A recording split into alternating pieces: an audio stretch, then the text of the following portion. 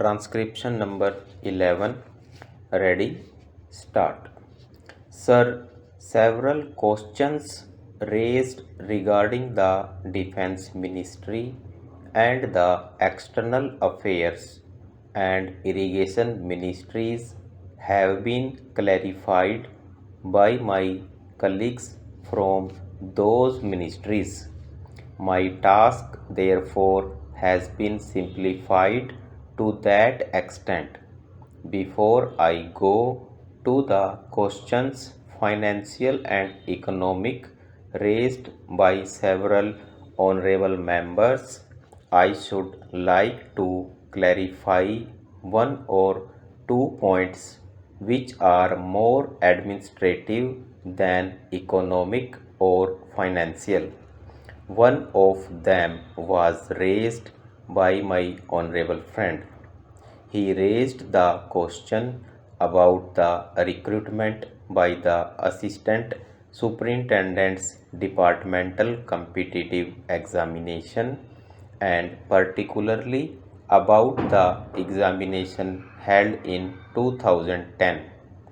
He said that about rupees 6 crores were spent for the 2010 examination and later it was declared that no vacancies were available. He therefore suggested that a definite procedure should be there and the examination should be held according to the vacancies declared in advance and all persons who have qualified in that examination should be eligible for promotion or for appointment. Sir, I do not whether the honorable member knows how these vacancies are filled.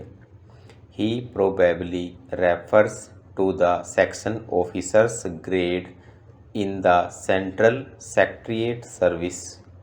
This is filled 50% by direct recruitment and 25% by departmental competitive examination open to the assistants, that is the next lower grade, and the rest 25% by promotion of the assistants on the basis of seniority subject to fitness.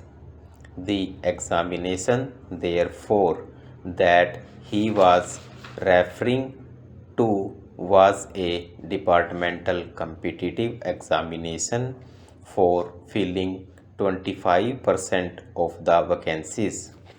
It take about 1 year for the Union Public Service Commission to declare the results of the examination from the time they take up the question of the examination.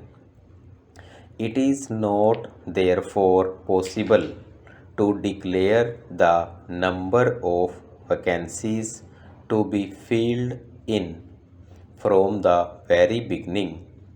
To declare them just when the results are out is more realistic, and that is what is done.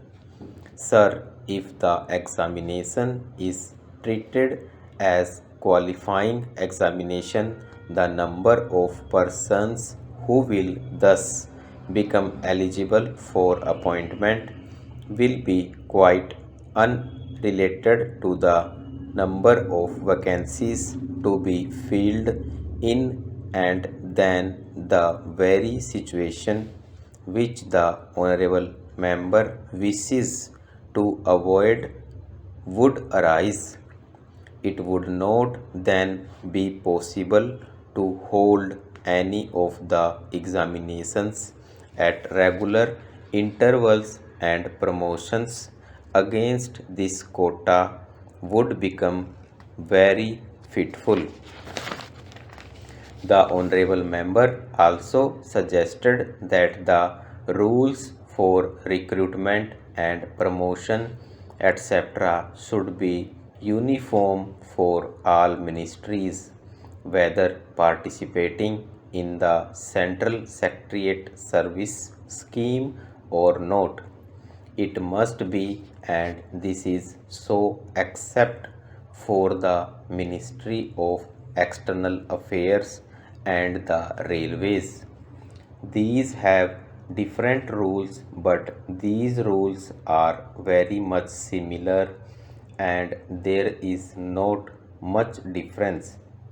But because these persons are recruited for different purposes and by different agencies, they are separate.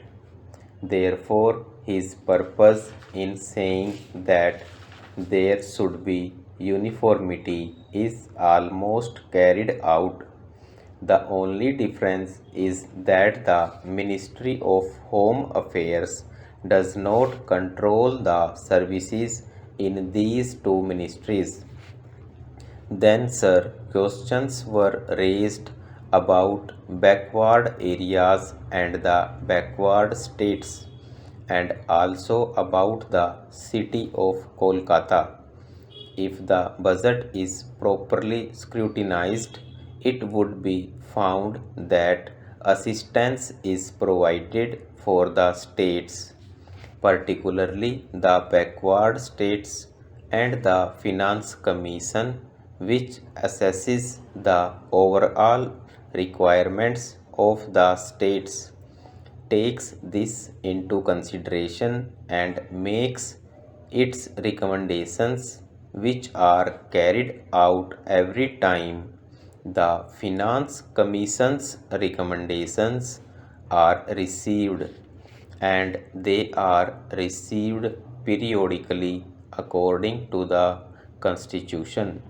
Sir, I would like to give the total amount paid to the states on this account.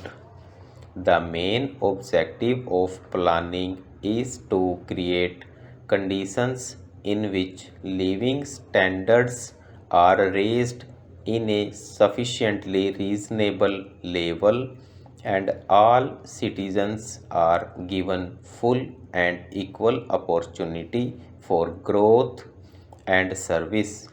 The plans seek to provide a balanced emphasis on increase in production and employment. The development plans are thus accepted as the means for ensuring equitable development in the field of social services.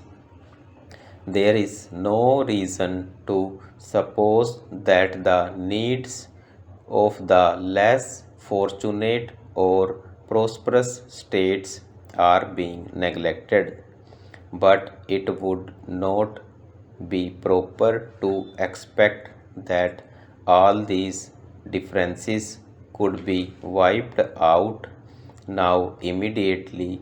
It must be seen whether we are going towards that very end or not. We are deliberately going towards that end, and we hope and trust that in course of time these inequalities would be wiped out, if not completely wiped out, at any rate they would be lessened. My honorable friend complained about inadequate provision included in the plan for meeting the growing requirements of the city of Calcutta, where even the basic services like water supply, sewage disposal, and drainage were not being augmented, and that the central government was not enthusiastic about solving these difficulties.